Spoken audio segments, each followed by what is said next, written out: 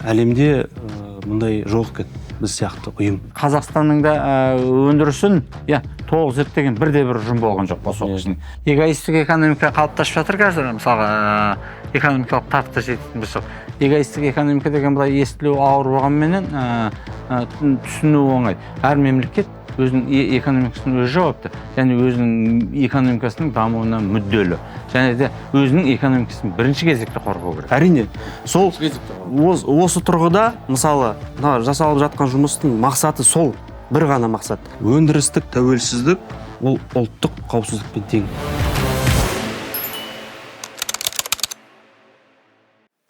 Барлықтарыңызға сәлем. Бүгін біз өзіміздің келесі подкастымызды бастаймыз. Бүгінгі тақырыбымыз ол мұнай-газ саласының болашағы жайлы толығырақ талқылайтын боламыз.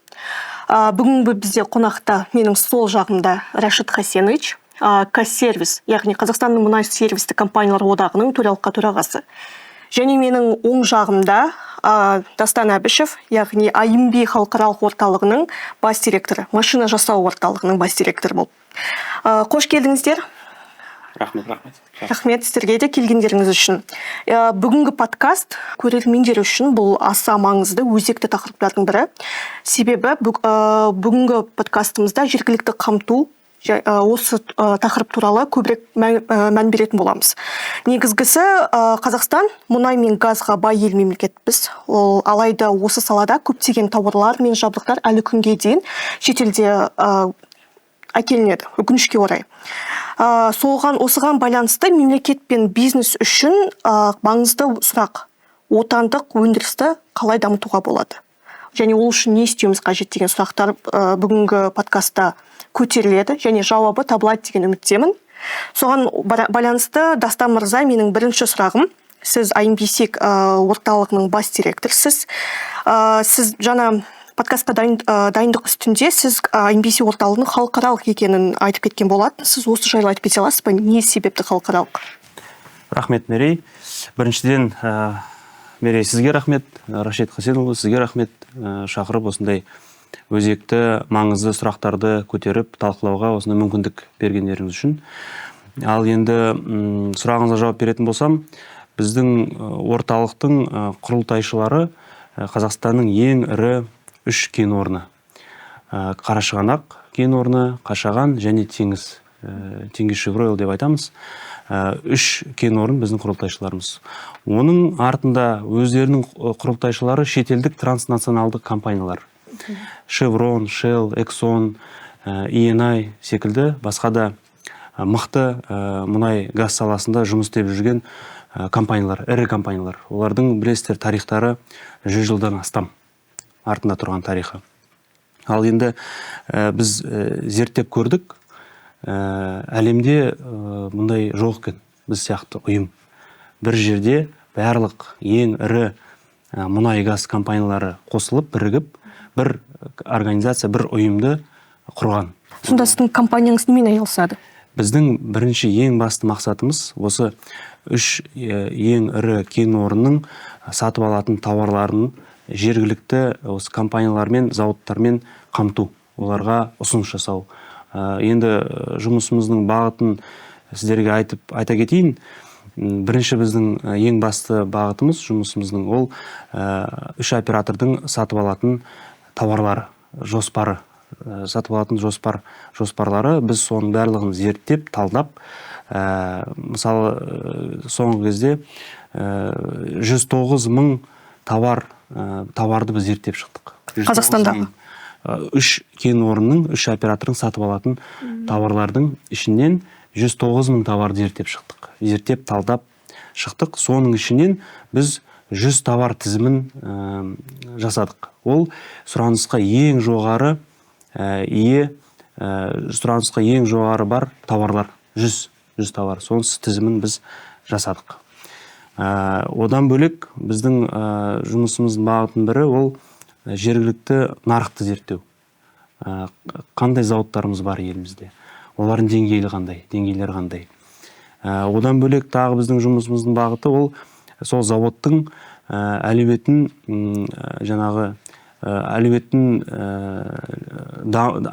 дамитын жоспарлар жасау. Сол компанияларға байланысты зауыттарға. сол біздің басты сол 3-4. Сонда компаниялар сіздің орталыққа келіп, яғни кейін мысалға контрактқа қол қоя ма, тендер ойнатыла ма, не істеледі? Жоқ, бірінші біз үш оператор бізді құрған кезде олардың ең басты талаптарына сай болу керек деді жергілікті компаниялар. Халықаралық стандарттар мен сертификаттары бар, сай, мен деген жақсы компаниялар болу керек. Оның себебі неде? Бұл 3 ірі кен орын табиғи ерекшеліктер өте күрделі, сол кен орындарының. Күкірт сутегі бар, қысым бар, кейін жаңағы ауа райы, температура, мысалы қыста минус 40 болса, жазда плюс 50. То есть кен орындар өте күрделі. Сол үшін біз олардың талаптары, барлық тауарлар, сатып алатын тауарлар халықаралық стандарттарға сай болу керек. Соны Қазақстанда шығару, компаниялар табу. Сол талаптарға сай біздің жергілікті отандық өндірушілер бар болуы, сол стандарттарға жеткізу, кейін сол мекемелерді, ұйымдарды ұсыныс ретінде 3 операторға беру. Кейін бұл компаниялар 3 оператормен тікелей жұмыс істей алады. Иә. Керемет мүмкіндік деп ойлаймын. Сіз не ойлайсыз, Рашид Хасенұлы? Негізінде ұлттық негіз егер ірі 3 топқа бөлетін болсақ, ол қызмет, жұмыс және товар. Товар бұл енді ұлттық негіздің ең биік шыңы. Оның сыртында біздің мемлекет тәуелсіздік алғаннан кейін әр қазақстандықтың және өкіметте елдің экономикасын дамытам деп жұмыс істеп жатқан қызметкерлердің бәрінің бір арманы ол шикізаттық мемлекеттен терең өңдеу мемлекетіне айналу. Бірақ енді оның негізгі арқа сүйері өндіріс болу керек қой. Сосын кейін кәсіпкерлердің де өтетін жаңағы әртүрлі деңгейі бар ғой. Ең бірінші деңгей алып сатудан басталса, одан кейін ұсақ қызмет көрсету, ақырындап ол өзінің тәжірибесі мен білімі және қаржысы көбейген сайын ол өндіріске өтеді. Өндіріс негізінде кәсіпкердің де, мемлекеттің де жаңағы салмағы мен деңгейін көтеретін көрсеткіш. Ендігі қарайтын болсаңыз, неге шетелдік инвесторлар осындай ұйымды Қазақстанда құрып жатыр деген. Өйткені жыл өткен сайын олар өздерінің кен қойнауындағы өнімін ұлғайтқан сайын оларға өнген өнімнің құнын арзандату мәселесі туындайды. Өйткені олар бізден алған шикізаттан өздері өнім шығарып жатыр ғой. Неғұрлым ол арзан болады, соғұрлым оның пайдасы көп болады. Сондықтан бұлар қазір Америкадан келетін келген бір тетік, өндіріске қажет. Біріншіден уақыт ұрлайды, екіншіден жаңағы үлкен қаражат ұрлайды. Тасымалдау үшін сен Америкадан бері жеткізу үшін қаншама ақша төлеуің керек. Самолетпен де алып жүресің, корабльмен де, сумен де, аспанмен де, жермен де тасиды. Ол қып-қызыл ақша, ол мүлдем тиімсіз. Сосын кейін уақыт деген өндіріс үшін ең қымбат зат қой. Өйткені мысалға бір кетігіңіз сынып қалса, ол ана кетігіңіз Америкадан келген 4 ай өтетін 4 ай өндіріс тоқтап тұрмайды ғой. Қазір сынды, қазір жасауыңыз керек. Сондықтан оларға жылдам және сапалы ауыстыру үшін бұл жаңағы өндіріс ошақтары қажет. Ол бір. Екіншіден, біздің Қазақстанның кәсіпкерлік деңгейі де өсті. Сұраныс көбейді бізден. Айналайын, жақсы, біз қазір тамағыңды жасап беріп отырмыз, жатын орныңды тазалап беріп отырмыз, құрылысыңды меңгердік, жобалауыңды меңгерлік. Енді бізге өндіріс қажет. Бұл да мемлекеттің және мемлекет азаматтарының талпынысынан, сұранысынан пайда болған дүние. Әйтпесе, оларда қарап отырып жаңағы, сендерге біз жақсылық істейік, осы өндірістеріңді ашып берейік деп отырған жоқ. Оларға біз неғұрлым өндіріс ашпаймыз, соғұрлым тиімді. Өйткені былай таппаса былай табады. Және де біздің болашақ өнген өнімді бөлісу келісім шарттарын қалыптастырған кезде, егер біздің өндірісіміз бар болатын болса, біздің саудаласу ресурсымыз нығаяды. Сондықтан жаңағы бұл шындап келгенде Қазақстан экономикасының және Қазақстанның дүниежүзілік деңгейдегі мұнай газ өндірісін зерттеп және меңгергендігін бұл бір үлкен бір деңгей деп айтуға болады. біз келесі бір деңгейге өттік. Иә, адам баласы жаңағы дамыған кезде балабақшаға барады, мектеп бітіреді, институт бітіреді дегенде, иә, одан кейін барып жаңағы бір магистратура профессор. Біз де осындай бір мұнай газ өндірісінің деңгейлерін өтіп келе жатырмыз, және бұл сол келесі бір бағыт. Мүмкін осыдан кейін біз жаңағы технологияларға көңіл бөлеміз, енді одан кейін барып жасанды интеллектке өтуіміз керек. Тура сол сияқты. Содан кейін енді әрине мен қуаныштымын негізінде. Дәке, өзіңіз осы өндірісті басқарып отырған, өйткені бұл өндірісті мұнай газ саласында тәжірибесі мол адам жүргізу керек. Өйткені сіз жай мұнайшыдан осындай деңгейге көтерілесіз, бірақ біз осы өндірісті қолдап, өндірісті дамытудың қандай бір бағдарламаларын көрдік, жұмыс істемей қалды. Себебі ол жерде тек қана инвесторлардың бір бізге көңіл бұрмағанында емес, мүмкін сол кезде Қазақстан азаматтары да дайын болмадық. Біздің де ресурс жетіңкілемеді, біздің біліміміз жетпеді, мамандарымыз дайын болмады. Қазіргі таңда өз пісті, нақты уақытта сұраныс пайда болды. Енді осы өндірістің жұмысын біз қатты көріп отырмыз. Өйткені 19 жылы құрылды біздің Атыраудағы жаңағы алаңда, біз қуана қарсы алдық. Қазіргі таңда 20 жыл бойы товар бойынша қатып қалған межені 4%-дан 10%-ға шейін көтеру осы IMBC орталығының жаңағы жемісі деп айтамын. 6 жылдағы. 6 жылда болғанда оның 21 жылы біз құрылдық. 4 жылдың өзінде мысалға ол жерде сыртқы факторлар да болды. Ковид болды, басқа болды, жұмыс істеуге кедергі болды. Оның сыртында шынында да жұмысты қалыптастыру үшін біз әртүрлі бір заңды процедураларын өтуіміз керек қой. Одан кейін шынында да бірден 3 операторда бірден ашыла қоймайды ғой. Олар да байқап көреді бұның болашағы қандай деп. Өйткені алдындағы бір 2-3 жобалар сияқты тумай жатып өліп кете ме деп ойлайды ғой. Бірақ дегенмен білімді осы Дәкең сияқты жастардың арқасында бұл өзін дәлелдей алды. Негізгі инвесторлардың бізге үйретіп жатқан үлкен бір мектебі, сен мүмкіндігін дәлелдеуің керек. Және де ол да біздің бір кездегі арманымыз болды ғой, өндіріс, Қазақстанды өндірістік мемлекетке айналдыру. Арманыңа қаншалықты сен адалсың, және қаншалықты сен тұрақты соған тұрып бере аласың. Дәкеңдердің командасы оны дәлелдей алды. Одан кейін оларда ашылып, былтырдан бері ғана ғой, шындап келген кезде нақты келісімшарттар беріп жатқаны. Былтырдан бері ғана. Оның сыртында жаңағы Қазақстанның да өндірісін толық зерттеген бірде-бір ұжым болған жоқ осы уақытта.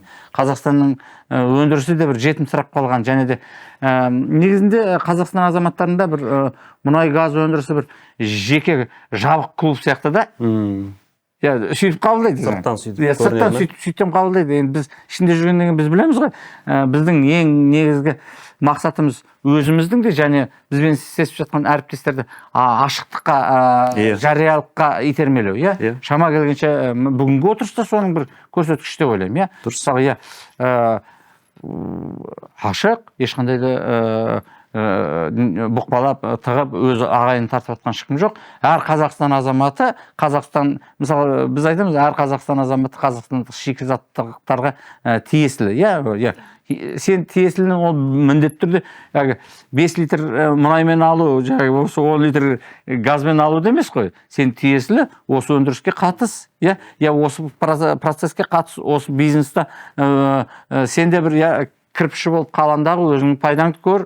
1 жыл емес, 100 жыл мұна компаниялар сияқты. Сондықтан бұл біздің мемлекеттің шикізаттықтан өндірістік мемлекетке айналу алғашқы қадамдар деп айтуға болады. Дастан мырза, сіз жаңа бір сөзіңізде осы IMB орталығы ашылатын кезде республика бойынша 109 мың тауарды зерттегендеріңіз айтып кеткен болатынсыздар. Осы бойынша осы тауарлардың қанша пайызы Қазақстанда өндіріледі? Бізде 109 мың тауарды біз 3 оператордың, тек қана 3 оператордың сатып алатын тауарларын зерттедік біз. Сөйтіп, сол сатып алатын тауарлардың 109 мыңын зерттедік, ол 75%-ын құрады. 3 оператордың сатып алатын тауарларының жаңағы бүкіл көлемінің 25 әлі зерттелмеген. Біз қазір шамамен 5%-ын зерттеп бітіріп жатырық. Жақын арада 80%-ға біз сондай жеткіземіз. Сон 75%-ын біз зерттеп шықтық. Кейін зерттегеннен кейін біз оны ішінен 100 тауарды шығардық тізімін.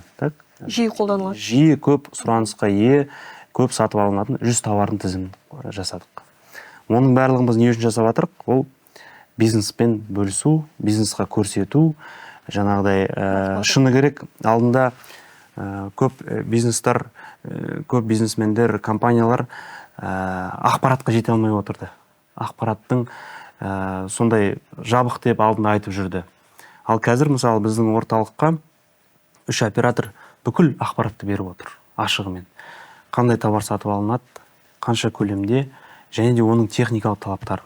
Ондай алдында болмаған, жерде ешкіммен бөліспеген 3 оператор. Бізде осындай өзіміздің келісіміміз бар.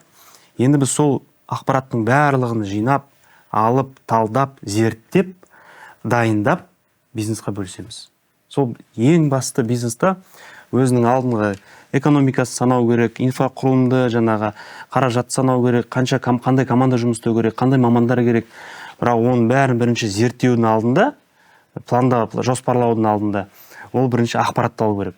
Қандай товар, қандай көлемде алынады, жыл сайын, кейін оның техникалық талаптары қандай, оны мен жасай аламын ба, оны жасау үшін маған не керек. Бірақ ол бірінші бастапқы, ең басыңқы ақпарат. Бизнесқа ол ауа сияқты, өте қажет керек. Сол үшін осы ретте біздің орталық үкіметтің бастамасымен құрылды. 3 ірі кен орындарын қолдауымен біз құрылдық. Сол үкіметтен үлкен бір ұсыныс болғаннан кейін 3 оператор қолдап жұмысымыз жасап жатырық. Ал енді егер пайызға тоқталатын болсақ, соңғы жылдары жұмыс жаңа серпінмен жасалып келе жатыр. Әсіресе товар жағынан. Мысалы өзіңіз білесіздер, өздеріңіз КПО компаниясы 2024-ті 18%-мен жатты, да? Товарды жақсы көрсеткіш, жаман емес. Мысалы, олар басқа да талаптар өздеріне қойып жатыр. Министрлік қойып жатыр, олар өздері де іштей қойып жатыр. Өте дұрыс, жақсы оңды жұмыстың нәтижесі. Ал екіншіден, мысалы, Қашаған жобасын алайық. Мысалы, олар 2024-ті 15%-мен сондай бітірді, да, мысалы, товар бойынша. То есть біз қарап отырық, мүмкін бизнесқа үлкен жаңағыдай цифрлар, сандар керек, да.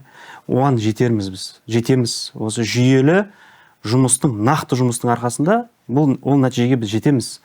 Бірақ қазірге біз әр қадамымызды жақсылап қарап, тексеріп, сондай іргетасымызды мықты қылып қалау керекпіз. Сонда болашақта біздің жаңағы тауарларымыз тек 3 оператор емес, олардың құрылтайшылары Shell, Chevron, Exxon, жаңа бүкіл әлемде жұмыс істейді олар. Біз халықаралық аренаға шығамыз. Біздің тауарлар халықаралық жаңағы сауда, басқа да компаниялармен, басқа елдермен сауда жасай алады. Экспорттық потенциал ашылады. Оның барлығын біз сол жүйелі жұмыстың арқасында осындай нәтижелерге жетеміз. Негізінде мен бір ғана ой қосқым келіп отыр. Негізі біз енді жүргеннен кейін көбісі бізді мұнайшы деп қабылдайды, экономикалық сарапшы деп қабылдайды.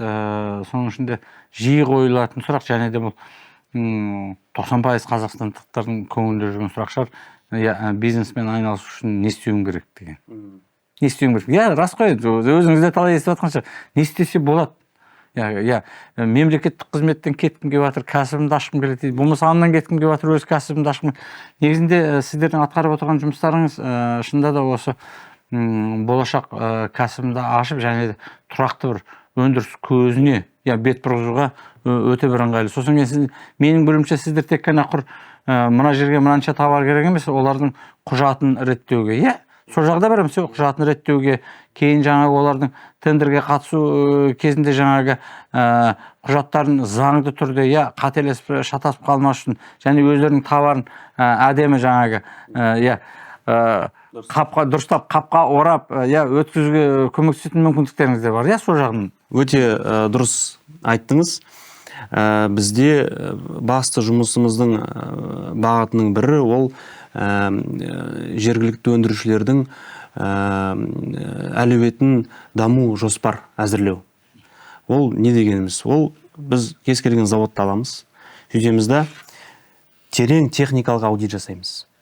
Оның бүкіл жаңағы сертификация бойынша, жаңағы техника безопасности деп айтамыз, система менеджмента качества деп айтамыз, производство линейкасын тексеріп шығамыз, мамандармен сөйлесеміз, жаңағыдай жаңағы қаржылай барлық құжаттардың бәрін тексеріп қарап шығамыз. Сөйтеміз да соңында ол өте күрделі жұмыс. Біздің техникалық мамандар өте тәжірибелі мамандар, халықаралық ұйымдарда жұмыс істеген мамандар. Сөйтеміз де біз бір құжат дайындаймыз. Сол құжаттың ішінде көрсетеміз. Сізде осы заводта осында кемшіліктеріңіз бар. Одан көрсеткеннен бөлек біз сол кемшіліктерді қалай жою керек екенін көрсетеміз. Ол дегеніміз, былайша айтқанда, өз тілмен айтқанда, жаңағы қолынан ұстап, сүйреп, жаңағыдай 3 оператордың алдына әкелеміз. Сол сүйреп әкелгенше біз оның барлық жұмысын бәрін реттеп, дұрыстап алдына әкелеміз. Мысал келтірсек, соңғы кезде бір 2 жақсы компаниямыз, біздің мысалы Қазэнергокабель, Қазэлектромаш деген компания бар. Олар Қазақстанда бірінші рет біз оларды бүкіл техникалық аудит жасадық. Барлық кемшіліктерін қарап шықтық. Содан кейін оларға осындай үлкен күрделі құжатты дайындадық. Сол құжаттың арқасында біз оларға көмек бердік. Сөйттік та, олар қазір бірінші Қазақстанда MEC деген сертификат бар. Соның сертификатқа бірінші Қазақстанда ие болды олар. Халықаралық стандарттарға сай компания болды. Енді ол оператормен бөлек контракт алынды, одан бөлек ол енді экспортқа дайын. Қазақстанның 2 компаниясы экспортқа тең дайын шығаруға, өзінің жаңағы тауарларын сатуға. Бұл біздің басты мақсатымыздың бірі. Басынан бастап аяғына дейін компанияны көтеріп, аяқына нық тұрғызып, халықаралық стандарттарға сай болу үшін не жасау керек, қалай жасау керек, соның бәрін көмек беру. Негізінде бір кішкене ойдан ой туындап жатыр ғой. Бұл өндіріс ошағы негізінде тек қана кәсіпкерлерді қорғамайды. Біздің бәріміздің түптеп келген кездегі ұлттық символдың бірі болған теңгеміз. Мысалы қазіргі таңда экспорттық мүмкіндік, экспорттық неге ылғи бір дүниежүзілік экономикада турбуленс болған кезде теңгеміз құлдырап кете береді. Өйткені біздің экспорттан келетін валюта аз да. Біздің ұлттық банк интервенция жасап жатыр. Егер шынында да сіз айтып отырған 100 товар өндіріп отырған тек қана Қазақстан емес сыртқа шығатын болса, оның әкелетін ақшасы көбірек болырды. Болмаса шикі мұнайдан түсетін неде азаяр еді нагрузка. Ол бір екінші 109 мың товар деген масқара 109 мың мүмкіндік қой. Әрине. 109 мың мүмкіндік. Енді біз сұрақ іздеп жүргеніміз қызық. Менде бір сұрақ болып отыр да. Негізінде сіздердің ұжымда қанша адам істейді? Мына бір целый бір үлкен институттың атқаратын жұмысы сияқты ғой. Ол шыны керек, кейде өзіміздің жұмысымызға таң қаламыз. Себебі неде? Жұмыс өте көп. Бізде жаңағыдай терең, жүйелі түрде жасалатын жұмыс та. Өндірісті іздеп табу, мына жақ 3 оператордың қажеттілігін зерттеу бір бөлік. Аналарды іздеп табу 2 бөлік. Оларды тұрмысқа шығару үшін аяққа тұрғызып, 3 оператордың талаптарына сай болу, ол тағы бір бөлек жұмыс. Одан бөлек тағы кейін айтып өтемін. Одан бөлек трансфер технология деген бар, инвесторлармен жұмыс деген бар. Ол бір бөлек жұмыс бізде жүргізіп жатқан. Сол демек бізде ұжымымыз үлкен емес, 21 адам жұмыс істейді. Бірақ көбісі бізде техникалық мамандар, инженерлер. Инженерлер бізде халықаралық заводтарда жұмыс істеген, Airbus сияқты, Alstom сияқты. Бізде оларды қайдан таптыңыздар ол мамандар? Енді әріптестерді іріктеу, жаңағыдай тарту, шақыру деген оңай болған жоқ. Ұсыныстарымызды жасап, содан олар елімізге қызмет етейік деп, олар да елімізге келіп жұмысын істеп жатыр. Көбісі шетелде жүрген азаматтар. Көбісі шетелде жұмыс істеген, осындай тәжірибесі бар әріптестеріміздің. Сіз мысалға ірі операторлардың тауарларын зерттеп жатқаныңызды айтып кеттіңіз. Енді осы жергілікті қамту тақырыбына оралсақ, сіздерде осы ірі операторлардан жергілікті қамту бойынша өндірушілерге қолдау бар ма? Әрине қолдау бар. Қызығушылық бар ма? Қызығушылық, қолдау бар. Біріншіден, біздің құрылғанымыздың өзі, ол да бір қолдау деп есептеймін. Ол неліктен айтып жатырмын? Өйткені біз ақпаратты жинақтап, нарықпен бөлісіп жатырмық. Операторларға ең көп сұрақ қоятын ол тауарлар бойынша сұрақтар қояды. Қандай тауар алайын деп жатсыңдар, қашан алайын деп жатсыңдар, оның жаңағы техникалық сипаттамалары қандай, талаптары қандай деген сұрақтар осы соңғы 20-30 жылда сол сұрақтан басталады, кез келген бизнес операторымен кездескен кезде. Енді соның барлығын бір жерде жинап, дұрыс жаңағыдай зерттеп, талдау жасап, жергілікті бизнеспен бөлісу, ол операторлардың бір қолдауы деп мен есептеймін, санаймын. Әрине, ол жаңа үкіметтің бастамасы болды, үкіметтің ұсынысы болды. Үкімет бұл жерде бұл жұмыс бойынша үлкен қолдау көрсетіп жатыр, ол рас. Сондықтан операторлар, одан кейін тағы да мысалы соңғы кездері мысалы контракт в обмен на инвестиции деген жаңа бір механизм пайда болды тендерлерінде операторлардың. Ол да бір үлкен көмек. Ол дегеніміз ұзақ келісім шарттар. Жергілікті компаниялармен болсын, болмаса инвесторлармен болсын, ол үлкен көмек, қолдау. Ол мысалы Қашаған кен орнында 1 қаңтардан бастап іске қосылды бұл механизм. Қарашығанақ жақын арада қол қойып жаңағы іске. Сонда қалай олар өндірісті дамуға ақша бөледі, ол инвестор ретінде саналады? Ол мысалы бізде инвесторлар, жергілікті инвестор болсын, шетелдік инвестор болсын, олардың бір ғана қорқынышы бар, қаупі бар. Өндірілген тауарды сатып алады ма? Мен сонша ақшаны құйып отырмын, жаратып отырмын. Соңында нәтижесінде мен тауарым біреу алады ма деген сол ғой, бір ғана сұрақ қой. Солардың инвестицияларын жаңағыдай қорғау үшін, мысалы операторлардағы механизм, тендерде жаңа механизм өте көмек береді. Ол сенім береді. Өйткені мен енді операторлар өздері бір түсіндіріп өтер, бірақ сіздерге былай шет жағасын айтайын. Мысалы бір инвестор егер Қазақстанға келіп ақша құям десе, оператормен екеуі жаңа келіссөздер жүргізеді. Понятно, келіссөздердің операторлар өздерінің талаптарын қояды, бірақ соңында мысалы олар бір келісім шартқа келеді. Сіз ақшаңызды құйып заводыңызды саласыз, мысалы осынша уақытта. Біз завод біткеннен кейін, егер жаңағы тауар бүкіл біздің талаптарымызға сай болса, біз сізден сол тауарды сатып аламыз деген бір кепіл береді. Договорға отырады. Сонда инвестор ақшасын құйып, барлық жаңағы жасап, технологияларын бәрін алып келіп, мамандарын бәрін оқытып, инфрақұрылымдық барлық жағдайларын жасап, заводты қояды. Дастан мырза, мемлекет тарапынан жергілікті өндірісті дамыту үшін қандай қолдаулар көрсетіліп жатыр? Және бұл қолдаулар жергілікті ме?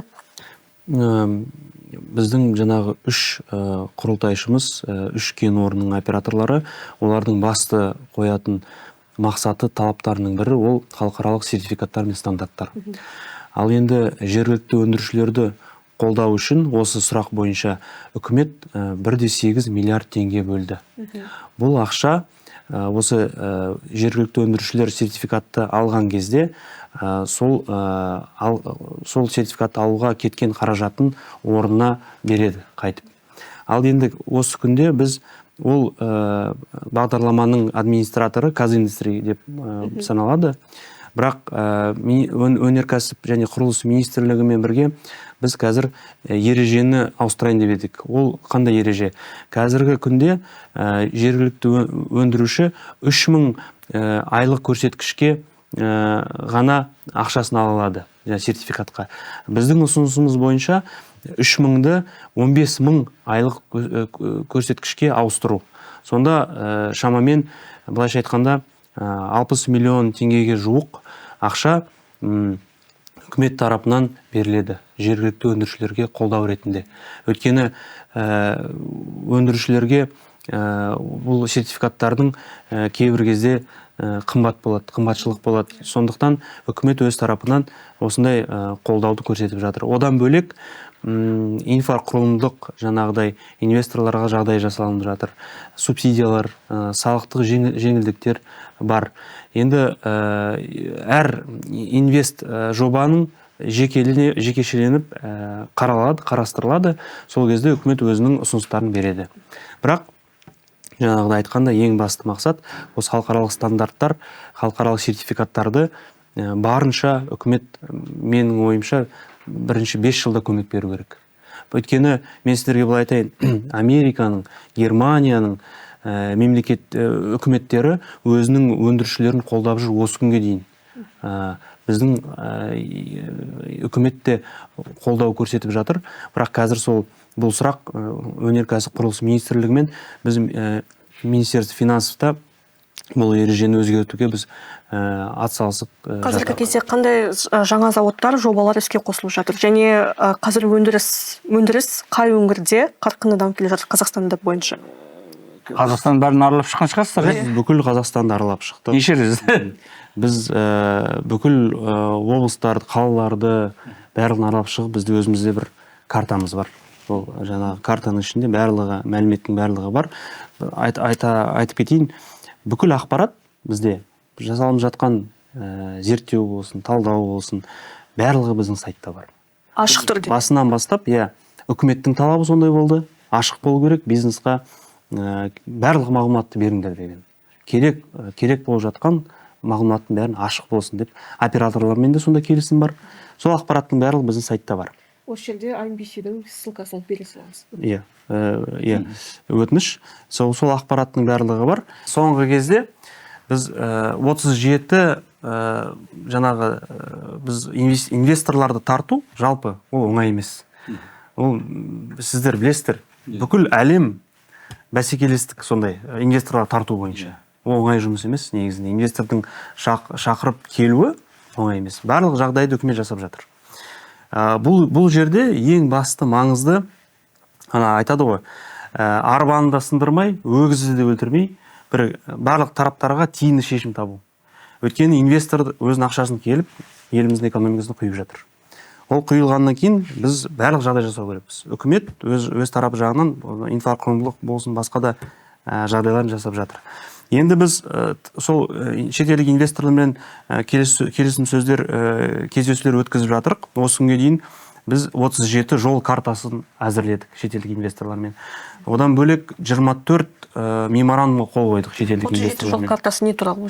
Бізде егер кез келген инвестор, ішкі немесе сыртқы инвестор болсын, егер сонда ниеті болса, ақшаны құйып, жаңа завод өндірісті ашуға ниеті болса, бізбен бірге бірінші келіссөздер бастаймыз. Сол кезде бізді өзіміздің осы 3 оператормен, олардың құрылтайшылармен келісілген құжат бар. Сол құжатқа олар бүкіл мағлұматтарын бәрін ішіне толтырады. Мысалы, осындай тауарды өндіргім келіп жатыр, осындай уақытта, осынша ақша құйылайын деп жатыр, осындай өңірді таңдадым деген бізде бір үлкен құжат бар. Сол құжатты толтырып, біз алып 3 операторға жібереміз. 3 оператор сол құжаттарды қарап айтады, маған мысалы қызық, менің сондай нем бар, жаңағы сатып алатын ниетім бар. Мысалы, әрқайсысынан сондай жауапты аламыз да, сөйтіп инвестормен біз жұмысты бастаймыз. Ол жол картасында, жаңағы орысша айтқанда дорожная карта. Барлық уақыттармен, барлығымен белгіленген, сол жол картасы бойынша біз жұмысты бастаймыз шетелдік инвестормен. Енді соңғы жылдары біз 8 жаңа жоба Қазақстанда операторлармен бірге министрліктің, энергетика министрлігінің, уәкілетті орган PSA-дің қолдауымен біз 8 жаңа жоба ашылды осы елімізде. Әрине, Батыс Қазақстан, Атырау, Ақтау, Оралда және одан бөлек Алматыда көп кәсіпорындар ашылып жатыр. Алматы облысында ашылып жатыр. Ол әзірленген, ашылған жаңа жобалар. Ал енді жақын арада 1-2 жылда біз тағы 10 жаңа жоба ашылады Қазақстанда. Ол ішінде Германия елінен инвесторлар бар, Америкадан инвесторлар бар, Малайзияда инвесторлар бар. Жаңа жоба ашылады. Шамамен 400-ге жуық жаңа жұмыс орындары ашылады. Инвестиция көлемі әзірге шамамен $80 миллион әзірге. Енді құрылыстың бәрі жүргізіліп жатыр. Біз оны тікелей қарым-қатынастамыз инвесторлармен және де операторлармен. Біз енді былайша айтқанда көпірміз ғой. Инвесторлар мен үш оператордың ортасында бізбіз. Негізінде бұл жобаның деймді аймақтардың донорлық деңгейге өтуіне де бір үлкен септігі тиюі мүмкін. Болашақта мысалы әрқайсысы Әрине. Әрқайсысы жаңа 109 мың, бұл 75 қана пайызынан, 109 мың товардың ең құрғанда әрқайсысы бір 50 мың шығаратын болса жаңа не деген мүмкіндік, Қазақстан емес, шетелге шыға береміз. Экспорттық потенциалын және бір-екі рет айтып кеттік. Осы жайлы Қазақстанның экспорттық потенциалын айтсаңыз мүмкін, мысалға өзіңіздің талдауыңыз бойынша, өндіріс бойынша. Өндірістік жалпы біз біріншіден біз білесіз неден бастау керекпіз. Өндірістік тәуелсіздік ол ұлттық қауіпсіздікпен тең деп ойлаймын мен. Егер елде өзінің өндірісі бар, өзінің тауарларын өзі шығарып жатса, басқа елдерден тәуелді болмаймыз, басқа елдерге қарамаймыз. Жаңа біз айтып кеттік, пандемия дедік. Ал пандемия кезінде бүкіл шекараның бәрі жабылып қалды. Ешқандай товар өтпейді. Адамдар жұмысқа шықпайды, мысалы. Ал ертең, Құдай сақтасын, бір жаман жағдай болып қалады өндірісте. Шұғыл жағдайда бір товарлар керек. Енді қалай жасаймыз, да? Осы біздің орталықтың ашылуы бір себебі сол болды. Кен орындарының қасында өндіріс болу керек деген. Сонда бір шешімге келдік. Пандемияны біз көрдік қой. Тура содан өттік біз. Басымыздан өтті. Сол үшін біз өзіміздің өндірісімізді барынша қолдап, президент Қасым-Жомарт Кемелұлы Тоқаев ерекше көңіл бөледі. Жергілікті өндіріске, өндірушілерге әрқашанда қолдау көрсетеді. Үкіметке тапсырмалар әрдайым беріліп отырады. Үкімет өз тарапынан жүйелі жұмыс жүргізіп жатыр. Әсіресе энергетика министрлігі, мысал келтірсек, күні-түні бұл сұрақты бақылауда, өздеріңіз білесіздер. Соңғы жылдары өзіңіз айтып отырсыз, жақсы келісімшарттар келіп жатыр. Ол да бір энергетика министрлігінің, уәкілетті органның сондай осындай көзқарасы, қолдауының арқасында жақсы жұмыстар жүріп жатыр. Ал енді сол өндірістің барлығын елде ашылып, тағы бір жаңағы сізге қолдау айтып кетейін, ұлттық валютаның күшеюіне көмек береді. Біз ақша бірінші сыртқа шықпау керек, елімізде қалу керек. Неғұрлым біздің елімізде өндіріс көп болса, соғұрлым біздің өзіміздің теңгеміз мықты болады. Жаңағы әлі болады, күші болады. Ал енді біз өндірісті жасадық, өзіміздің ішкі нарықты толтырдық. Ары қарай екінші саты ол экспорт. Міндетті түрде. Бүкіл әлем осы модель бойынша жұмыс істеп келе жатыр. Бүкіл әлеммен біз сауда жасау керекпіз. Сауда жасаған кезде елімізден шыққан товарлар бізде шығу керек та басқа елдерге бару керек. Сол мақсатта бүкіл барлығымыз жан-жақты жұмыс істеп келе жатырық. Бірақ ол товардың шыққан кезде барлық стандарттарға сай, талаптарға сай болу керек. Өйткені біз ұятқа қалмау керекпіз. Біздің Қазақстанда жасалған деген мықты аты шығу керек. Артында жаңағыдай орысша айтқанда прочность дегенде жаңағыдай гарантия, сенім, сол сияқты, сапа. Сіздің сөзіңізге бір мысал келтіріп кетейін. Жақында енді біз жаңағы жасанды интеллект бойынша 29 тамызда Атырауда бір үлкен отырыс өткізіп жатырмыз ғой. Өзіңіз де келесіз, қатысасыз. Енді өйткені кәсіпкерлерді дүние жүзіндегі тренд ол бізге ерте ме кеш пе келеді, бірақ мәселе біз оны өндіреміз жоқ сатып аламыз тағы. Мәселе сондықтан біз оны өндіру үшін қазір қимылдауымыз керек сияқты. Осы тұрғыда Қытай мемлекеті өте бір алға қарай жылжып кетті ғой. Соларды зерттеп қайтайыншы барып қайттым бір апталық сапар болды. Сонда жаңа сіздің өндіріс. Естеріңізде болса 2000 жылдары Қытай тауарының сапасы өте төмен болып кетті. Тіпті сол Қытайыңды қойшы дейтін әңгіме. Әлгінге шейін мысалға біздің қазақстандықтар олар басқа деңгейге өтіп кеткенін білмейді. Қытайдың тауарына әлгінге шейін жаңағы бір сын көзбен қарайды. Болмаса жаңағы бір тіпті талқылайтын тақырыпқа да әкелмейді. Олимпиаданы өткізгеннен кейін 2008 ба? Қай жылы? 2008-де Сизипин жаңағы жергілікті аралаған кезде патшалармен сөйлескен кезде патшалар айтатын шығар, сендердің тауарларың не болсын сапасы деп. Ұяла келіп мемлекеттен қаржы бөлдіріп Қытайдың енді өндіріс бар, бірақ сапасы жоқ. Сапасын көтеру жұмысын істеген ғой. Енді соның арқасында қазіргі таңда технология дамып кетті. Қазіргі таңда осы тұрған, мысалы бізді қазір түсіріп тұрған дүниенің біразы Қытайдан шығар, мысалы, өйткені алып жатырмыз. Сондықтан өте дұрыс айтып отырсыз. Біз енді бір жасаған жұмысты екі жасамай, олар енді бір жасаған жұмысты екі жасады. Бірінші өндірді, бірақ сапасы дүниежүзілік бәсекелестікке сай болмай қалды. Одан кейін барып екінші кезеңде сапаға. Біз енді жаңағы сіз айтып отырғаныңыз дұрыс. Бірден сапа ол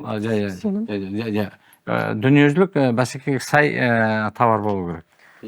Шикізат өзімізде өндіреміз, содан өзіміз тауарларды өндірсек, ол жақсы жетістіктерге жетеміз деген үміттеміз. Енді сіз мысал ретінде көрермендерге де қызық болады, шетелге шығып жатқан біздің өндірістік компанияларымыз бар ма? Бізде бірқатар жақсы компаниялар бар, ол мойындау керек, оның барлығы білет. Соңғы кездері біз осы жүйелі жұмыстың арқасында оларда жақсы тапсырыстар бар іште, мысалы 3 оператордан. Одан бөлек олар жайлап экспортқа шығып жатыр. Мысалы бізде Алагюм компаниясы қандай керемет, заводтары қандай керемет. Бүкіл жаңағы Ресей, Түркия, басқа да ТМД елдеріне барлығына экспортқа шығарып жатыр. Екінші компания, мысалы жаңағы біз Казэлектрмаш, Казэнеркабель деп жатыр. Кабельдер мысалы. Сұраныс өте көп қазір әлемде. Соған бірінші Италия, Польша, Румыния компаниялар көп, шыны керек. Кейін мысалы өздеріңіз білетіндей Sigma Solution компаниясы. Өте бетке ұстар компанияның бірі. Ал сол компанияға тоқталатын болсақ, мысалы біз олармен бірінші күннен бастап жұмысты тығыз бастадық бірге. Олар қазіргі күнде мысалы 3 оператормен тікелей контракттары бар, келісімшарттары бар. Ал енді сол ақшаны олар дұрыс қолданып, тапқан пайдасын, мысалы, қайтып неге құйып жатыр? Ары қарай дамуына, өндірістің дамуына қайтып құйып жатыр ол ақшаны. Кейін жақын арада тапқан ақшаның барлығын қайтып олар құйып жатыр да. Мысалы, жақын арада жаңа завод соғуға кірісіп жатыр. Мысалы. Жоқ линиялар ашып жатыр. Жаңа жаңағыдай өндірісті ашып жатыр. Елде алдында шығарылмаған халықаралық стандарттарға сай шығарып жатыр. Осындай бизнесқа біз жан-жақты қолдау көрсету керекпіз. Ол тапқан ақшасын, тапқан пайдасын жақсы, бір бөлігі олар, керек өзіне жаратуға. Бірақ менің ойымша бір 70%-дан пайдасын қайтып құю керек, 80%-ын қайтып құю керек. Өткен производство линейкаларын бәрін, енді әлем деген тез дамып жатыр ол. Оны өзіңіз Қытайда айтып жатсыз. Америка құрама штаттары бар. Оның барлығымен бәсекелестікте тең болу үшін, олармен бірге жүру үшін әрқашанда құйып, біз сондай бір неде болу керекпіз. Даму процесінде болу керек. Сонда ғана біздің өндіріс, біздің тауарлар сондай бәсекелестікке сай болатын тауарлар болып шығады. Тәке, мен бір сұрақ қойғым келіп отыр. Рұқсат болса, берейін. Сіз бүгінгі сұхбат барысында сөзіңізге халықаралық стандарттарға сай дейсіз. Ол халықаралық стандартты қай жерде бекітеді, және сіздер өнген өнімге сол стандартты алуға көмектесесіздер ме? Ол бір. Екінші, неге біздің қазақстандық стандарт деп айтпаймыз? Әлде бізде ол тауарларға әлі жаңағы өнбегеннен кейін стандарт бекітілмеген ба? Бұл жерде бұл сұрақты екіге бөлсек болады. Бірінші сұрақ, бұл 3 ірі кен орын. Мен осы күнге дейін, әзірге дейін 3 кен орын деп айтып жатырмын. Бізге жақында ғана жақсы жаңалық, бізде 4-ші кен орын, үлкен кен орын қосылды. Қаламқасазар оперейтинг деген компаниясы. Рахмет. Онда үлкен үміт артып отыр, ел компаниялар үлкен үміт артып отыр. Сол үмітті, сенімді ақтауға біз Қазмұнайгаз компаниясымен бірге, Қаламқасазар оперейтинг компаниясымен бірге қоян-қолтық бірге жұмыс жасаймыз. үлкен алдымызда жұмыс жатыр. Сол жұмысқа біз кірісіп кеттік қазір. Соны сіздермен бөлісейін деген. Жақын арада болған шаруа. Сонда бізде қазір 3 емес 4 кен орынның жаңағы біз тікелей жұмыс істейді. тікелей жұмыс істейміз. Біздің жұмыс орны көбейіп жатыр. жаңағы стандарттар 3 кен орынның құрылтайшылары Chevron, Shell, Eni, Exxonның өздерінің бұл талаптары. Сол талаптар 3 кен орында бар. Біз ол талаптардан еш кете алмаймыз. Жоқ, түсінікті. Мен көңілді қай бағытқа бұрып отыр? Мысалға, қазір бізді тыңдаушы, көрермен өндіріс ашқысы келді. Ол білу керек қой, ол стандартты қай жерден алады ол? Негізі Неге ол халықаралық? бізде мысалы әр өндіріске байланысты, әр тауарға байланысты ол өзінің жаңағы стандарттары бар. Мына судың стандарты бар ғой? Иә. Мысалы біз темірмен байланысты бүкіл, металлмен байланысты бүкіл жаңағыдай тауарларды мысалы ASME сертификаты керек. Ол ASME сертификаты Америкада беріледі. Америкадың институттары бар. Үлкен 100 жылдары бойы дамып келе жатқан институттары бар. Иә. IPI, ASME көп әртүрлі сертификаттар. Ол тауарға байланысты. Мысалы ASME сертификатын алатын болсақ, ең қымбаты $250 мың. Арзаны? Оның бағасы бір. Ол специалисттер жаңағы мамандарды алып келеді ғой осында. Сөйтеді өз ақшасына. Иә, сөйтеді ол зерттеп шығады заводты, өндірісті. Сөйтіп айтады, сіз мына жерде дұрыс жасап жатқан жоқсыз, мысалы, өзгерту керексіз деп. Ол жаңағы айтқан талаптарын орындау ол бір бөлек. Ол ақшаны төлеу бір бөлек. Иә. Ол әртүрлі, ол компанияның өзінің ынтасына байланысты. Кейбір компаниялар бар, 6 айда бәрін жаңағы өзінің мықты несі бар, жаңағы ынтасы бар. Мысалы, Қарағандыда КЛМЗ деген жаңағы завод білесіздер, олар мысалы IPI сертификатын алды. Олар сөйлескен кезде, сұхбаттасқан кезде олар өте қуанып жүр. Деңгей, басқа деңгей. Индустрияның вообще жалпы басқа деңгейге көтерілді. Сол сертификаттың арқасында, IPI сертификаттың арқасында. Ақша төлеу бір бөлек, жаңа айтқанда, екінші бөлек оны талаптарын орындау. Ал сен талаптарды орындаған кезде сіздің өндірісіңіз автоматты түрде басқа деңгейге шығып кетеді. Жаңа деңгейге шығып кетеді. Сол мәселе сода. Қауіпсіздігі де, технологиясы барлық жағынан. Ал енді біз енді Америка деп айтамыз. Өткен ояқта 100 жылдық институттар бар. Олар зерттейді, олардың ғалымдары бар, үлкен қаражат бөледі, үлкен жұмыс жасалынып жатыр. Зерттеулер күннен күнге жүріп жатыр. Енді сондықтан халықаралық стандарт деп саналады деп ойлаймын. Қазақстан стандартын қалыптастыру қажет па? Жалпы біз мен алдында айтқам. Қазір мысалы біздің көрші елдеріміз, біздің енді ақпарат бойынша, мысалы Әзербайжанды алайық, Өзбекстанды алайық, олар ақырындап халықаралық стандартқа өтіп жатыр. Енді бүкіл әлем сауда жасап жатыр. Өзіңіз ойлаңыздар. Бүкіл әлем халықаралық стандарттар бойынша сауда жасап жатыр. Енді сол біз жаңағы цепочка поставок дейді ғой, біз соның ішіне ілініп кету үшін, кіру үшін бізде халықаралық стандартқа сай болу керекпіз. Сондай менде бір ұсыныс болған. Ақырындап бізде халықаралық стандарттарға өте берсек, ақырындап. Ол әрине резко жаңағы жасауға болмайды, потому что біздің жаңағы бүкіл заводтарымыз жаңағы ГОСТпен салынып келе жатыр. Біздің бір ұсыныс болған. Резко жасау бірден. Қиын болып қалады. Қиын болып жоқ. Біз даже қазақстандық стандартта былай аты патриоттық тұрғыда әдемі болғанмен, сіз осы товарды, осы суды Өзбекстанға апарсаңыз, Өзбекстан бәрі өзінің стандартына бейімдетеді ғой, лабораторияға бер, өткіз дейді, сата алмайсың онсыз. Ал енді олар мойындап отырған халықаралық дүниежүзілік жаңағы сауда ұйымының бір стандарты бар шығар, соны алатын болса, ол екі жұмыс жасамайды ғой. Бізде сондай ұсыныс болған.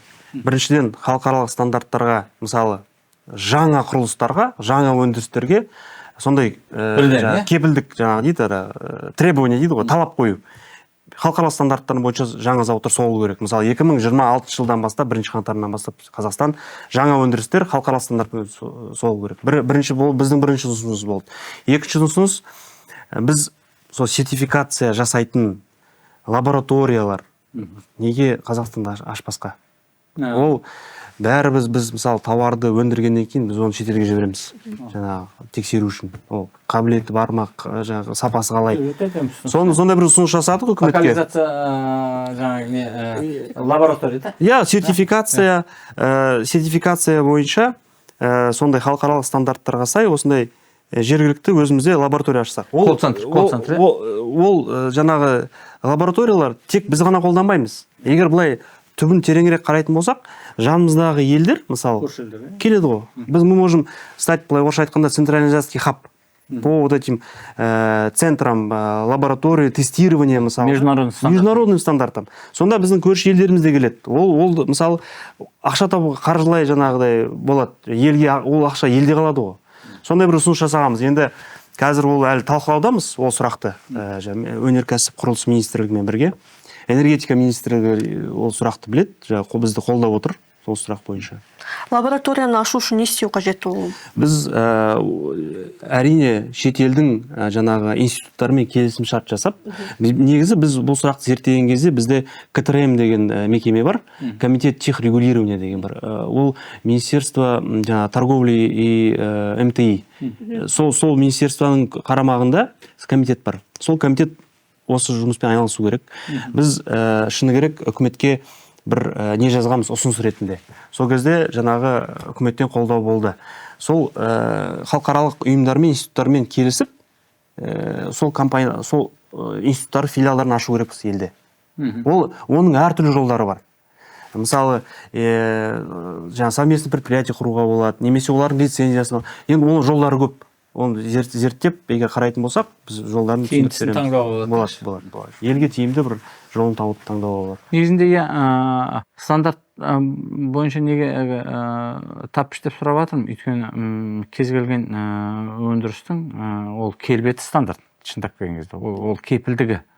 Егер ол лаборатория мынау 100% адам ағзасына пайдалы дүние өтеді ме, ол өзінің сөзіне жауап береді.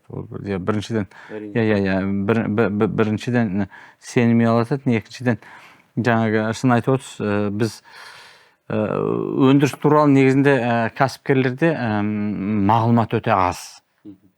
Кәсіпкерлерге жеңілірек алып сату. Басты қатырмайды, алып келді, мында сатты, сұраныс бар, болды. Бірақ өндірісті құрған кезде ол сен товарыңның сапалы болу үшін жұмысшының денсаулығының жақсы болуынан бастайсың ғой жұмысты. Көңіл күйі дұрыс болу, денсаулығы жақсы болу, оның қауіпсіздігі. Ол үлкен жауапкершілігін одан сайын арттырады. Оны да сатып ала салған жеңілдеуде сатып алдың, складта тұр, сата сал. Үстінен жаңа өзінің пайдасын көрдің, сонымен қиналмайсың, басын ауырмайды. Бірақ мемлекет ретінде, экономиканың жаңағы нығаю ретінде біз бұдан ұтылатынымыз өте көп.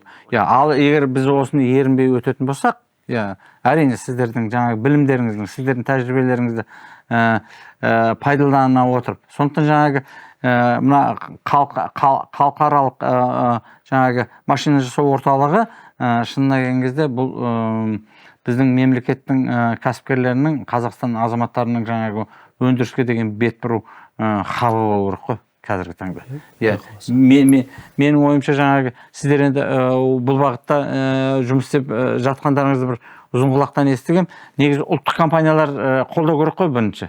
Тек қана мысалға шетелдік компаниялар біздің азамат емес, олар біздің экономиканың шындап келген кезде дамуына мүдделі емес. Олар өздерінің ақшасын қайтару, негізгі түпкі мақсат, өзінің еліндегі өндірісінің жаңағы жандануы. Бірақ дегенмен олар бір осы елдің беріп жатқан бізге бір мүмкіншілігі болды ғой. Бізде қайтымыз осындай өндірістің жаңа бір қыр-сырын ашуға көмектесіп жатқан ұлттық компаниялардың жаңағы қарап қалған қаншалықты орынды? Енді егер мысалы біздің ұлттық компаниялар айтатын болсақ, мысалы бізде Қазмұнайгаз компаниясы толықтай қолдау бар. Қазмұнайгаз компаниясынан толықтай. Кіреміз деп отырмыз?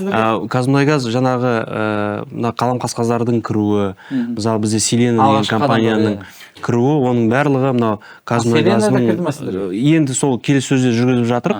Жақын арада кіріп бұл қалу уже керек. химия өнеркәсібі. Иә. Эксклюзив Иә. десек болады. Бұның барлығы ұлттық компанияның қолдауының арқасында, Қазмұнайгаз компаниясының қолдауының арқасында. Біздің жұмысымыздың, мысалы, төраға біздің Асхат Ғалымов біздің жұмысымыздың қалай жасалып жатқанын бірінші күннен біледі. Сол кісіден жалпы компаниядан Сол кезде вице-министр болды ғой. Иә, сол біздің компанияның жұмысын жақсы біледі. Елге қандай тиімділік бере алатынымызды да біледі. Сол үшін сол кісінің және Қазмұнайгаздың жақсы қолдауы бар бізде. Мысалы, Трампты айтайық. Бірінші күннен бастап қалай жұмысқа кірісті? Америка бірінші, Американың өндірісі бірінші болды. Осы күнге дейін қарап келе жатырық. Бүкіл әлемге айтып жатыр. Біз өзіміздің өндірісімізді бірінші қайта жандандырып, өзіміздің өндірістік қауіпсіздігімізді қалпына келтіру керекпіз деген сөзден бастады. Болды. Ол Американ әлемнің бірінші экономикасы сөйтіп айтып отыр. Біз, мысалы, Қазақстан, біздің президент қашаннан бері осы сұрақты өзі ұстап отыр, қолда, мысалы. Қадағалап, тапсырмаларын беріп, өзі сұрап отыр барлығын. Не істеліп жатыр? Жақсы ғой. Эгоисттік экономика қалыптасып жатыр қазір, мысалы, экономикалық тартылыс ететін болсақ. Эгоисттік экономика деген былай естілу ауыр болғанменен түсіну оңай. Әр мемлекет өзінің экономикасына өзі жауапты, және өзінің экономикасының дамуына мүдделі. Және де өзінің экономикасын бірінші кезекте қорғау керек. Әрине. Сол осы тұрғыда, мысалы, жасалып жатқан жұмыстың мақсаты сол, бір ғана мақсат. Кейін жаңа сіз айтып жатсыз, шетелдік инвесторлар, оларға да, мысалы, кен орнының қасында болса, өндіріс, логистиканы қанша олар қаражатын үнемдейді, уақыт қанша үнемдейді. Кейбір кезде өзің жаңа айтып отырсыз, кейбір кезде критический жаңағы уақытта тығыз болып қалады, срочно шұғыл бір товар керек болып қалады. Сол тұрғыда олар да бізде кен орнының қасында, елдің ішінде өндірістер болса, олар өздеріне жақсы. Ақшаны қаржылай үнемдейді ғой. Және тағы ең басты мәселе, біздің кадрлар, мамандар. Осы өндірістің халықаралық талаптарға сай өндірістің жаңағы арқасында олар өздерінің деңгейін көтереді. Өзгереді. Жалпы еліміздің индустриясы жаңа деңгейге көтеріледі. Осындай нақты істердің арқасында. Интеллект көтерілуде бар. Нақты заводтардың, өндірістердің ашылуы, ол өндірісте қандай технология? Соңғы технология қолданады. Трансфер технология дейміз, технологический линейка дейміз. Оның барлығы елге алынып келінеді. Осы жерде құралады, осы жерде өндіріс ашылады. Ол өндіріспен біздің мамандарымыз жұмыс істейді. Олардың өздерінің қабілеттері өседі. Елдің экономикасына, тағы да айтайын, мультипликативті эффект береді. Өндіріс ашылды ма, оған басқа салаларға түрткі береді, серпін береді. Мысалы, ол жұмысшылар тамақ жейді, жаңағыдай асханалар ашылады. Олар жатақханаларда тұрады. Олар жаңағыдай машинамен, көлікпен жүреді, автобуспен жүреді. Сол былай қарасаң, бір өндірістің арқасында, мұнай саласындағы бір өндірістің арқасында 4-5 сала дамып келеді. Экономика деген менің ойымша осы. Экономиканың даму деген осы. Ақша іште қалып отыр. Ақша ары қарай жаңағы жаңағы өзінің айлығын алып жанұясын асырап отыр. Одан бөлек ол жаңағы бұл компания, бұл зауыт қасында тұрған жатақханаларды жалға алады, асханаларға шақырады мамандар жұмыс істеуге. Сол жайлап бүкіл 4-5 сала дамып кетеді. Ұлттық компаниялар неге қорғап отырмын дәке? Өзіңіз жақсы білесіз, 2 жылдың төңірегінде мұнайдан газды бөлек алып шықты. Мұнай саласы өз алдына шаңырақ болды, газ саласы өз алдына шаңырақ болды. Және де біз жақсы білеміз, біздің болашақ газ индустриясы екен. Және де газ индустриясын дамыту үшін, және де біздің коммуникацияны газдандыру, жаңарту үшін Қазаққаздың қазір бір 30-дан астам жақсы жобалар бар. Енді сіздер ұлттық компания, ақыр жаңадан ашылатын жобалар, жаңадан жасалатын болады. Неге бірден өндірісімен бірге көтеріп кетпейді деп атқаным ғой? Сондықтан бұл бағытта да ойланып жақсы қадамдар жасау керек сияқты негізінде. Өте дұрыс, Рашид Хасенұлы. Былайша премьер-министрдің тікелей 2 тапсырмасы бар. Елімізде, мысалы, біз Қазмұнайгаз компаниясын алайық, Қазгаз компаниясын алайық. Жаңа жобалар келіп жатса, ашылып жатса, болайын деп жатса, осы жұмысқа халықаралық орталықты, IMB орталығын жаңағы қостырту сол жұмысқа. Сондай үкімет басшысының соның тапсырмасы бар. Енді біз мысалы Қазмұнайгаздан жақсы қолдау көріп жатырық. Жақсы, бүкіл жаңа жобалары бойынша. Ал енді Қазақгаздың да сәті де келіп қалған шығар деп отырмын. Өйткені бізде енді ақпараттар келеді.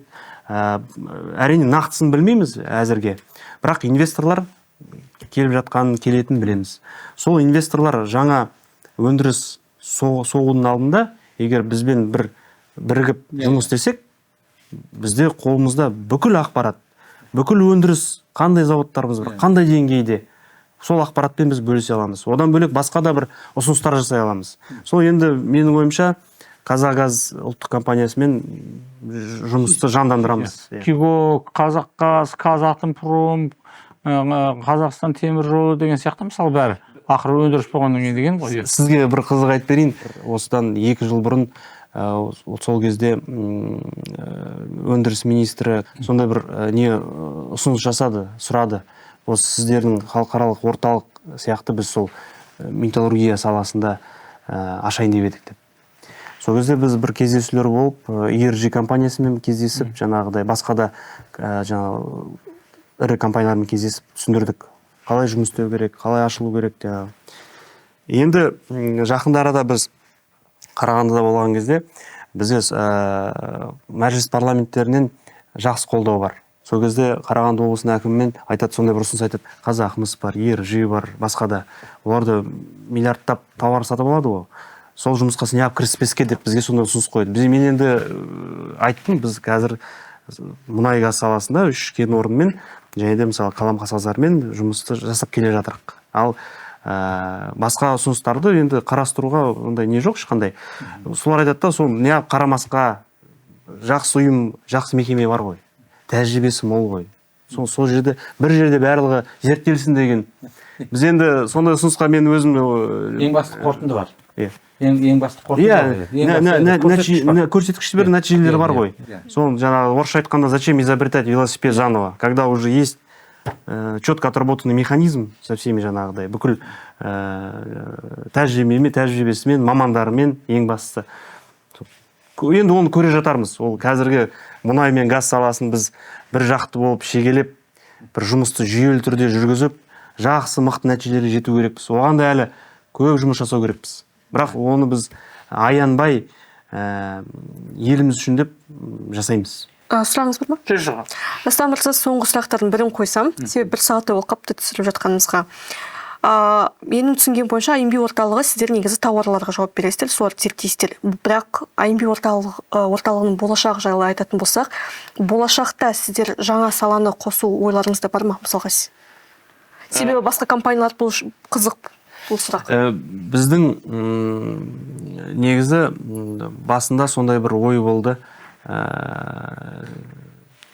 Тауар, жұмыс барлығын қараймыз деген.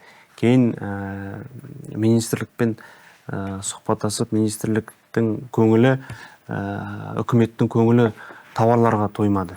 Тауарларымыз аз, пайыздар өте төмен. Біз қатты көңіл бөлу керекпіз деп, сол біз тауарларымен ғана тек қана жұмыс істейтін болып шештік. Өйткені көптеген мұнай газ саласында өнімнің тауарларды мыңдаған түрлері керек. Мыңдаған түрлері. Жаңа 109 мың деп отырсыз. Ол 75% ғана. Алда біз осы тағы бір 5%-ын зерттеп бітіреміз. Бізде негізі 16 тауарлық топтан тұрады ғой. Тағы сол 16 тауарлық топқа тағы 3 тауарлық топ қосылады. Сонымен біздің одан бетер кеңейе береді ғой. Кейін одан бөлек бізде орысша айтқанда эффект масштаба деген бар. Қаламқасаздар кіреді. Мысалы, Селена жақын арада кіріп қалу керек. Келіссөздер жүргізіп жатырық. Сол кезде өндіруші не бір заводқа сатады ма, не 4 жаңағыдай мекемеге өзінің өндірісін тауарын сатады ма. Оның бағасы мүлдем өзгереді ғой. Экономикасы басқаша болады ғой. Сол үшін біз жергілікті бизнеске сондай сұранысты беруіміз келіп жатыр да. Көбірек, неғұрлым көбірек болса, соғұрлым жақсы болған. То есть бір жерге бір мекемеге ғана емес, мысалы 3, 4, 5 мекемеге. Сонда ол уже масштабтың арқасында өзінің жаңағы пайдасын да жақсы көреді. Сол көрген пайдасынан өзінің жаңағы Sigma компаниясы сияқты ары қарай дами береді. Ол тұрақтылық пайда болады. Түсініп тұрсыз ба? Өйткені одан бөлек егер 3 мекемеге ол өзінің тауарын сатып алса, автомат түрде экспорт ориентирован. Көршілес елдерге сата береді. Әзербайжан шетелдік компаниялар жұмыс. Дүниежүзілік стандарт қағазы бар. Олар талапты сұрайды. Халықаралық стандарттарға сай тауарлар сұрайды. Біз Әзербайжан бар қасында. Басқа елдер бар. Экспортқа шығара береді. Сонда біз ең басты мақсат сол мүмкіндікті беру. Сол үшін біз қазіргі таңда сол тек қана тауарлармен жұмыс істеу керекпіз деп ойлаймын. Өйткені потенциалы үлкен. Оның әлі айтып жатырмын ғой, терең. Сол үшін біз тауарларға көңілді көбірек бөлеміз. Кейін біз шетелдік инвесторлармен келіссөздер жүргізген кезде оларды талап қоямыз ғой. Бірінші, бөлшектеп жергіліктендіреді. Кейін бүтін өзі барлық тауардың өзі елде шығу керек. Сондай талап қоямыз да, жылдан жайлап. Одан бөлек біз талап қоямыз мамандарды оқыту, жаңағыдай тәжірибеге барлығын үйрету керек. Ол да бар, ондай талап қоямыз. Енді трансфер технология дейміз, технологический линейкалар деп айтамыз. Солардың барлығын инвесторлармен сөйлескен кезде біз сондай талап қоямыз. Елге кіру керек, елге қалу керек, елде жұмыс істеу керек. Сондай менде бір сұрақ туындап отыр, Мерей рұқсат болса. Енді ұлттық негіздің ұлғаюына біраз атсалысып жатырмыз ғой. Біз операторлармен біз кездескен кезде, кей кезде бір-екі өндірушіні алып барамыз. Сол кезде операторлар бізге келе айтады. Сендер бір-екі өндіруші әкелмеңдер. Егер мына суды Дәкең шығарып жатыр ма? Мерейде шығару керек. 5-6 әкеңдер. Өйткені бәсекелестік орта қалыптастыру керек дейді. Егер бір жағынан шынында да олардың айтқан сөзінде жаны бар. Бәсекелестік сапаны көтереді, құнын арзандатады. Екінші мәселе, егер мынау бір-ақ қана өндіруші болатын болса, ол түбінде монополистке айналады. Сондықтан осы саясатты қалай, осы сұраққа сіздер қандай жауап іздеп жатсыздар? Біз сіздерге шынын айтайын. Мысалы біз жаңағы арматура деп айтамыз ғой, клапандарды. Соңғы кездері жақсы жаңа жобалар пайда болды елімізде. Жаңа өндірістер ашылды. Халықаралық стандарттарға сай. Италиядан компаниялар келді, басқа да елдерден келіп, өздерінің өндірісін ашты. Бәсекелестік орта қалыптасып жатыр, қалыптасты. Енді мысалы бір арматура бойынша, запорный арматура деп айтамыз, клапандар бойынша 7-8 мықты компания бар. Мықты. Бүкіл барлық сай талаптарға, халықаралық деңгейде салынған. 7-8-не де жұмыс жеткілікті Қазақстанда бір жағда. Енді бізде инвесторлар келеді, біреулері белгілі бағытпен келеді. Осындай тауарды өндіргім келеді. Біреулер келеді, мысалы, шетелдіктер айтады, менде қаражат бар, өндіріс ашайын деп еді. Сол кезде біз оларға айтамыз. Мысалы, арматура бойынша жақсы компаниялар бар. Бұл жерге тағы бір компанияны қоюдың қажеті жоқ. Бір-бірімен несеп қалады, таласып қалады. Бірақ сізге шыны керек, бір компанияның болуы ол дұрыс емес деп ойлаймын. Ол өте бәсекелестіктің арқасында жаңа өзіңіз айтып кеттіңіз. Сапасы да дұрысталады, бағасы да дұрысталады. Кем дегенде 3 мекеме болу керек, кем дегенде. Сол кезде ғана бір не болады. Сіздердің саясатта бұл бар ғой негізі? Шынын айтайын, бізде онда шектеу жоқ. Мысалы, біз кез келген инвестор немесе мысалы жергілікті өндірушілер. Мен түсіндім. Сіздерде қазіргі таңда оператордың сұранысын жабу. Одан кейін барып келесі кезеңде жаңа бұлардың ортасын көбейту, солай ғой, қазіргі таңда бірінші сұранысын жабу. Сұранысын шығару міндетті түрде. Бізде мысалы кейбір компаниялар келеді, жергілікті өндірушілер айтады, бізде осындай 3 линейкамыз бар дейді, жаңа линейка ашайын деп едік дейді. Сондай бізге бір кеңес бересіз ба, немесе көмек бересіз ба дейді. Ал жақсы деп отырып, біз бүкіл жұмыстың бәрін жасап, оларға көмек береміз. Көмек демекші, негізінде біздің отандық компаниялар қандай көмекті жиі сұрайды? Енді бірінші заңгерлік ең басты жаңағыдай айтып кеттім, ең басты сұрайтыны көлем. Қандай тауар? Көлемі қандай? Объем потребления дейді ғой. келісімшарт сұрамайды ғой бірақ. Бірінші олар ақпарат сұрайды. Ақпарат. Потому что олар өздері жаңа экономикасын жаңа санау керек қой. Бірінші ақпарат сұрайды. Екінші сұрақ жаңағыдай гарантированный заказ сұрайды. Жиі қойылатын сұрақтар сол. Оның жаңағы айтып отырмын ғой, мен Тұрақты келісімшарт. мен ақша құям дейді. Ал артында сұранысқа ие болу керек мен товарым. Соны қорқады, уайымдайды олар. Екінші сұрақ сол жиі қойылатын. Ең көбісі. Сол екі сұрақ көбісі. Ақпарат, техникалық талаптар қандай? И және Тұрақты келісімшарт. Иә, ұзақ мерзімді келісімшарттар сұрайды. Соңғы сұрағым, осы шілде айының соңында бұқаралық ақпарат желісінде сіздер үш оператор барлықтарыңыз бірге Астана қаласында кездескен болатынсыздар. Сол жерде айтылып кеткен нәрселердің бірі, әр оператор, жоқ, бұл сұрағым, операторлар кем дегенде 5 контрактқа қол қою керек. Яғни жұмыс істеу керек деген 5 компаниямен. Сонда менің бір сұрақ пайда болды. Әр оператор ма, әлде операторлар ма? Бұл бізде өзіміздің мекемеміздің кеңесінің отырысы болды, совет ассоциация болды. Сол жерде бізде министр энергетики Ерлан Құдайбергенұлы біздің төраға, біздің совет ассоциацияда. Министрліктен мен түсінген бойынша тапсырма былай болды. Кем дегенде 5 келісімшарт әр оператор. Бұл бір кезеңдегі бір-ақ рет істелінетін дүние ме? Бұл жыл сайын көрсеткіш па? Әзірге министрлік өзінің бір уақытын белгілеп берді.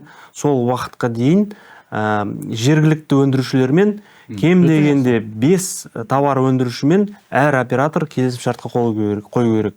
Одан бөлек екінші тапсырма болды министрден 5 ОЕМ компаниясымен, ОЕМ деген производитель оригинального оборудования, жаңағы үлкен компаниялар, ірі компаниялары, Siemens сияқты, жаңағы General Electric сияқты.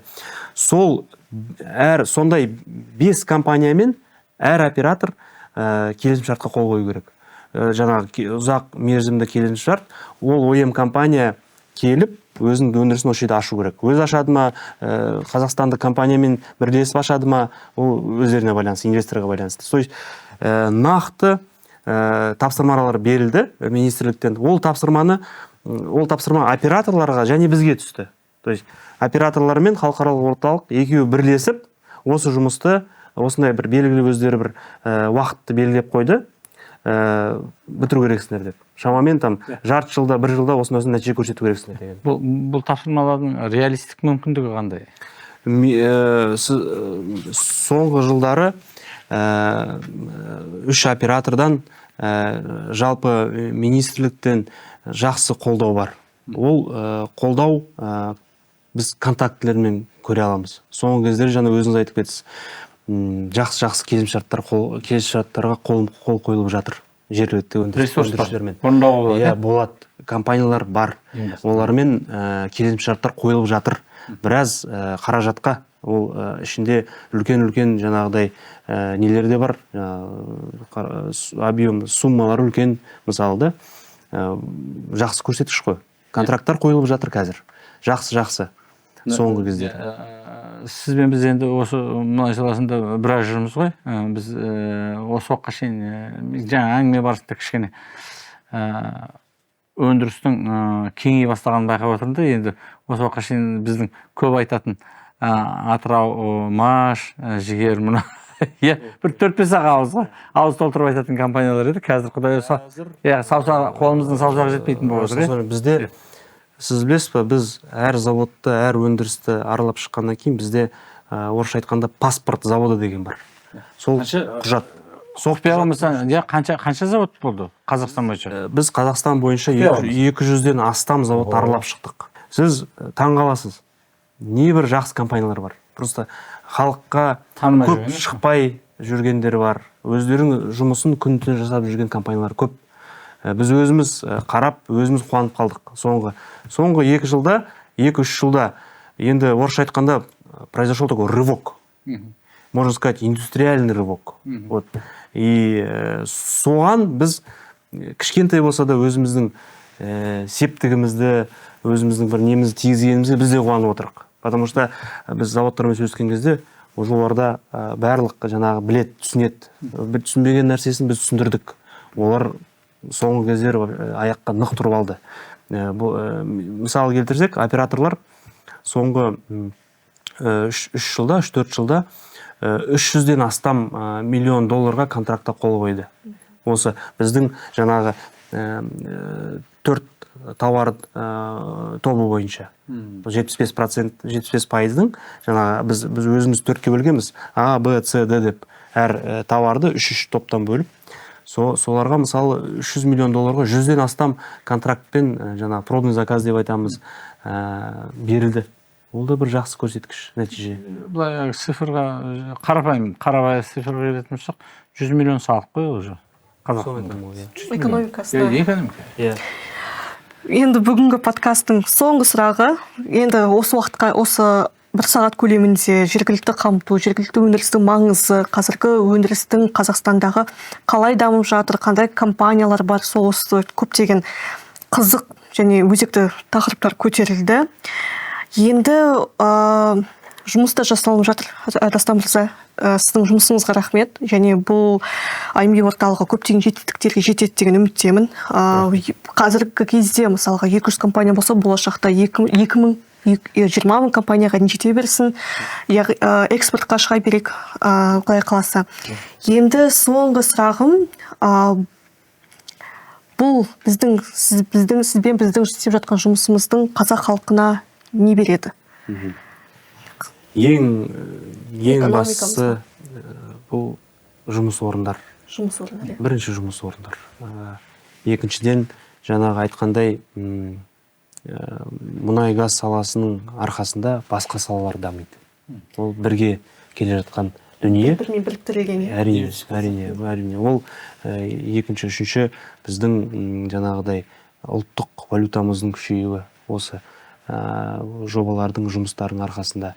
Басты мақсат ақша, қаражат елдің ішінде өзіне қалу керек. Сол елдің өзіне жұмыс істеу керек. Сыртқа қарай шықпау керек ақша. Елде қалу керек. Жұмыс орындары, жаңа технологиялар, біздің кадрлер, біздің мамандар, олар деңгейі өзгереді. Деңгейі әлде қайда көтеріледі. Жалпы еліміздің индустриясы басқа деңгейге көтеріледі.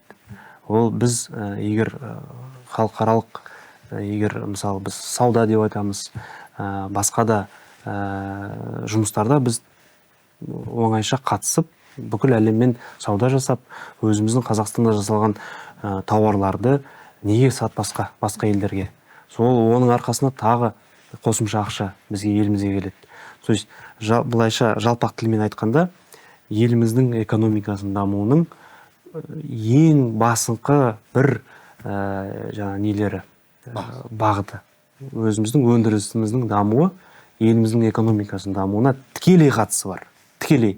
Өзіңіз айтасыз, алдындағы мен нелер басқа да подкасттарды қараймыз, енді қызық. Осы күнге бізде жақсы мамандар бар. Жақсы эксперттер бар, мысалы. Өзіңіз Рашид Хасенұлы мұнай саласында көп жылдар бойы жұмыс істеп келе жатсыз.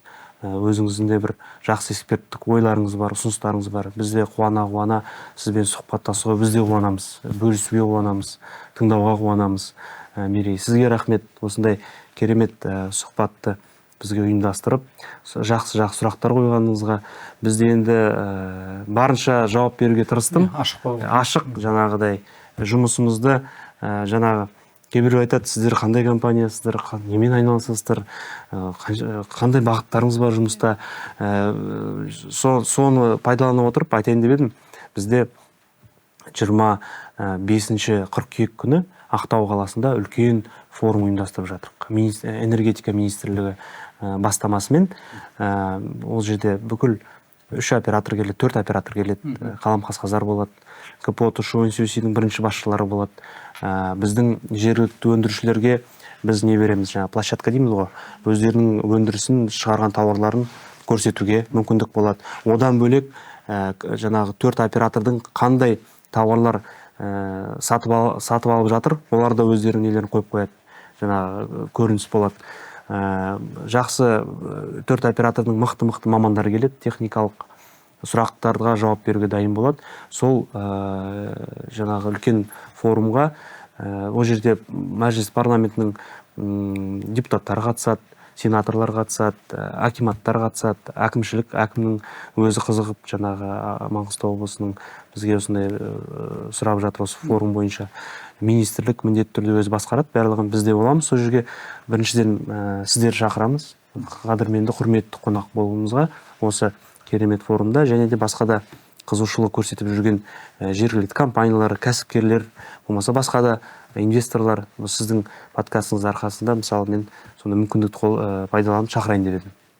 Рахмет. Мен кішкене осы негізінде мен осы халықаралық орталықтың Қазақстанның бақытты экономикаға бет бұруына үлкен үлесі болады деп ойлаймын. Өйткені бақытты экономика деген ұғым бар. Ол бақытты экономика неден тұрады? Адамның бірінші тұрақты жұмыс орнынан тұрады. Одан кейін екінші ол табысты жұмыс орнынан тұрады. Қазіргі таңда шынында да Қазақстан азаматтарының 5-інің 3-і осы тұрақты жұмыс орнын армандап жүрген шығар.